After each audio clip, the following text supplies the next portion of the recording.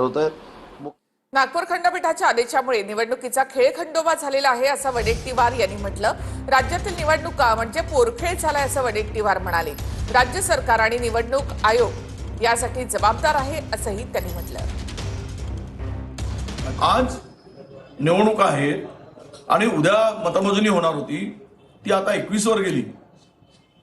म्हणजे ही संपूर्ण प्रक्रियामध्ये याला जबाबदार निवडणूक आयोग आहे आणि राज्य सरकार सुद्धा आहे।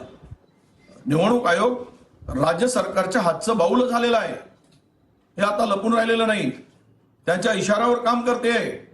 कदाचित हे सगळे निर्णय 3 दिवसामध्ये चिन्हाचं वाटप किंवा कोर्टाचा निर्णय अपेक्षित होता। कोण सांगितलं तुम्हाला? इतक्या साऱ्या निवडणुका आतापर्यंत झाल्या, पण आधी यापूर्वी अशा पद्धतीनं हा खेळखंडोबा कधी झालेला नव्हता। हा पहिल्यांदाच झालाय फडणवीस सरकारच्या काळात। याला हे सरकार जबाबदार आहे। कुठेतरी सेटिंग राहिली असेल आणि म्हणून निकाल पुढे ढकलला। आमदार निलेश राणेंनी हा आरोप केलेला आहे। तर प्रत्येक गोष्टीमध्ये राजकारण करणं योग्य नाही असं बावनकुळे यांनी म्हटलंय।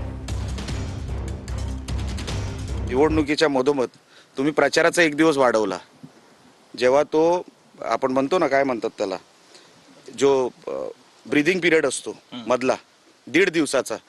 आम्ही माझ्या या कमी कार्यकाळामध्ये मी 4 निवडणुका लढवल्या। मी अशी एकही निवडणूक बघितली नाही ज्याच्यामध्ये आदल्या दिवशी 10 वाजता प्रचार संपलाय आणि दुसऱ्या दिवशी मतदान होत आहे। नाही पण यात आता ह्याच्यात नेमकं करायचं काय हे लक्षात आलं बघा। लोकांना सगळं लक्षात येतो, कुठेतरी सेटिंग राहिली करायची, ती सेटिंग करत असतील, कुठेतरी तार जोडत असतील। म्हणजे निलेश राणे म्हटली काही सेटिंग व्हायची बाकी आहे म्हणून निवडणूकचा निकाल जो आहे तो पुढे ढकललेला आहे। काहीतरी चुकीचं बोलतायत। आम्ही या ठिकाणी संतापलेलो या विषयावर।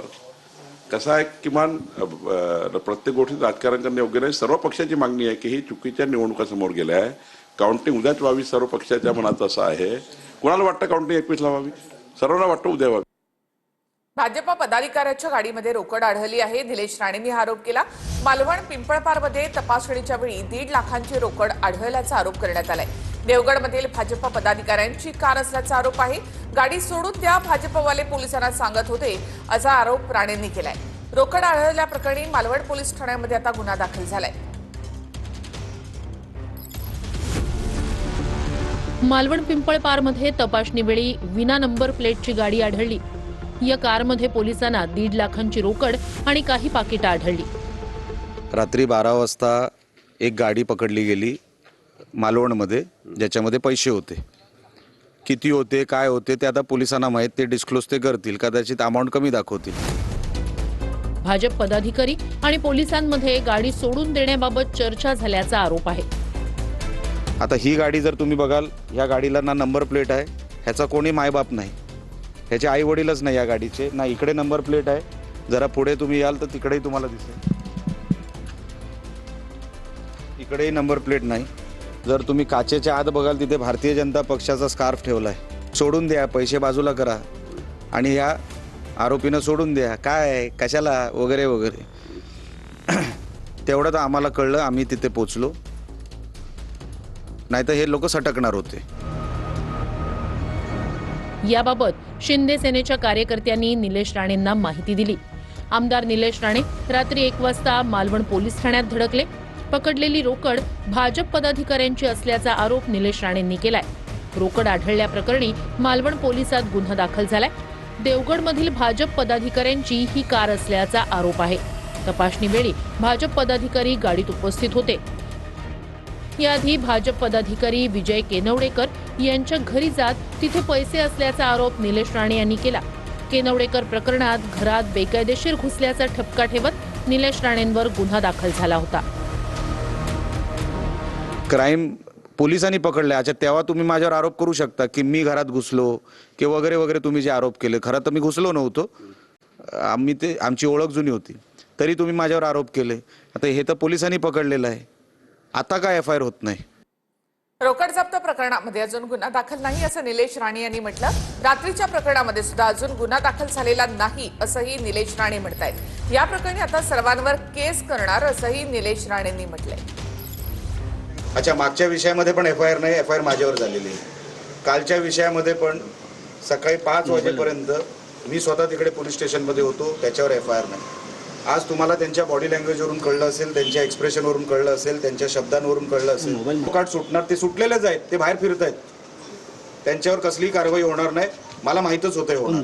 जे कोण ह्या विषयामध्ये पार्टी आहेत, ज्यांनी ह्या प्रोसिजरमध्ये त्यांचा हातभार असेल किंवा त्यांचा कुठेतरी हात असेल, अशा सगळ्यांवर मी केस करायचं ठरवलंय.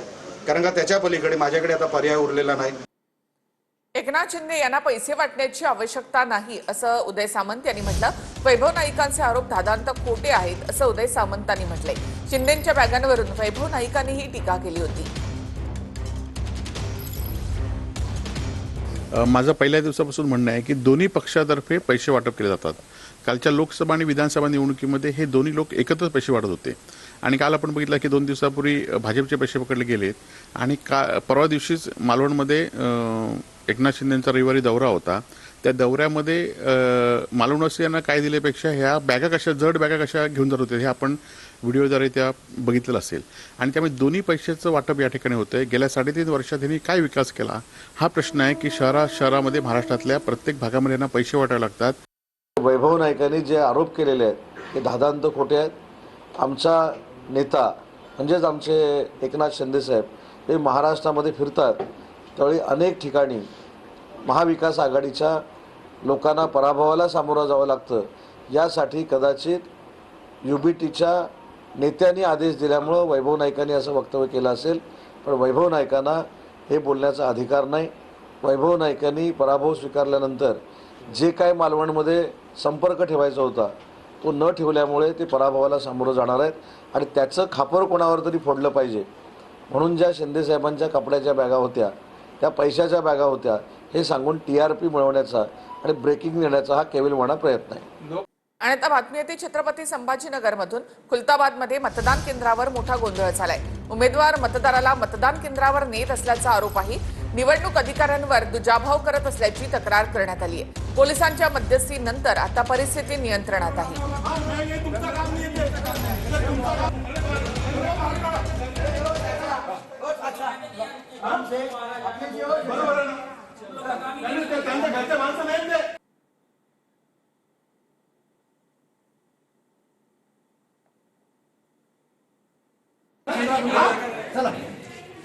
तुमच्या घरचे माणसं आहे का ते सांगा मला. घरचा स्थिती आम्हाला काय हरकत नाही.